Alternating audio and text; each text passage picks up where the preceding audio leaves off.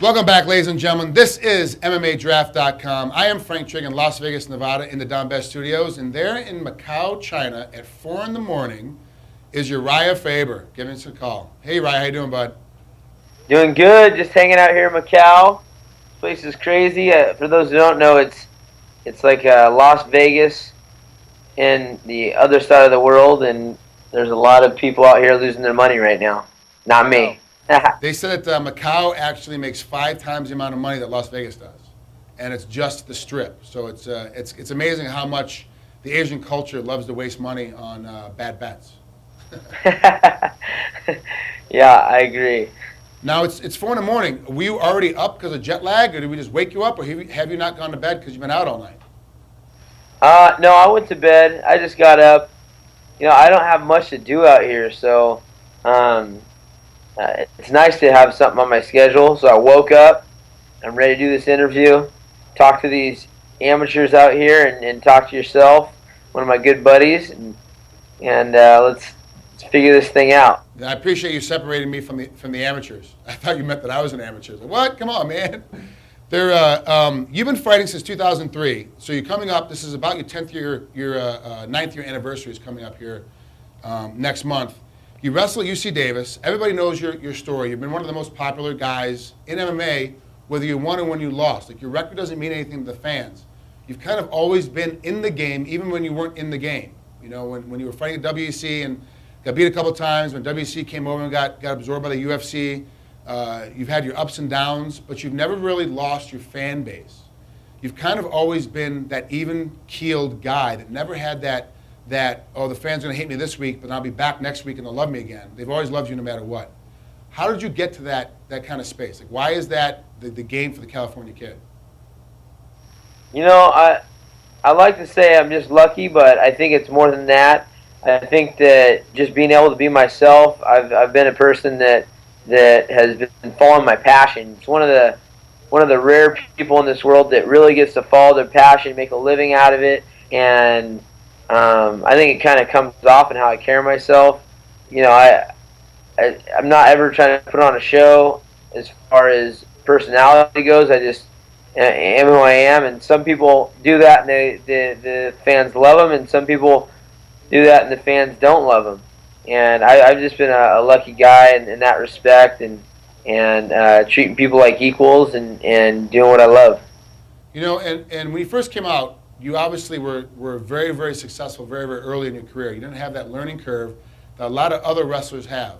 You had a very extensive amateur wrestling career, and that led you into MMA. Now, why did you make the choice to jump from wrestling and MMA, and how did the amateur career kind of make that step into and get you ready for your long pro career? That's a good question, and the funny thing is that I feel like I got into wrestling, and I got kind of a late start into wrestling compared to some of these guys that I know, like a Chad Mendez and a Lance Palmer, 2 guys that were on my team who were national finalists and very, very decorated wrestlers. I got kind of a late start, and I think the reason I started wrestling was just because it was so similar to a fight. I always considered myself kind of a tough guy, even though I didn't get in street fights or anything like that. But I wanted to challenge myself, and wrestling was a way for me to have some hand-to-hand combat, to kind of simulate a fight, because my mom would never let me fight because she was a great mom, and get kind of that part of my instincts out of the way. Now, you have helped develop this website, MMA Draft. Why is there such a big need now and to fill with the amateur game of MMA Draft? Like, why is there such a big need to have a website like MMA Draft right now? There's a lot of different reasons, and I think the first and foremost is to help the development of this sport. You know as well as I do that this sport is so crazy young compared to the other sports in our in our nation and in our world. Sports like football, baseball, basketball, the guys that are the top competitors in the world as amateurs eventually have a big opportunity waiting for them. Like, if you look at the top football players or basketball players or baseball players in college, if they're decorated and have been putting their lives into this sport and have had success, by the time they're ready to make that transition into the professional world, there's opportunities waiting for them. There's a nugget of cash, there's management, there's sponsorships, there's an established kind of path that you've taken and a reward at the end. And we don't really have that yet. I mean, I remember when I first started in this sport, it was kind of like wash the dishes, mowing lawns, working odd jobs in addition to training my butt off. I mean, I was able to train with some of the top guys in the world, and there's a huge gap between someone who's getting their foot in the door and somebody that was, at the top level in the UFC as far as the financial side goes. And I'd like to be able to make the awareness out there for these little kids that are dedicating their lives to the sport from a young age to right before they turn pro. I would like people to know who they are, like the next LeBron James, the next Michael Jordan or Tiger Woods. I want them to have a history and for people to understand that it hasn't been something they just turned on. There was years and years and years of hard work. Like, when I first started wrestling, it was 7th and 8th grade. I was going to get my butt kicked, and there's a strong learning curve, and I had to put in a lot of hours.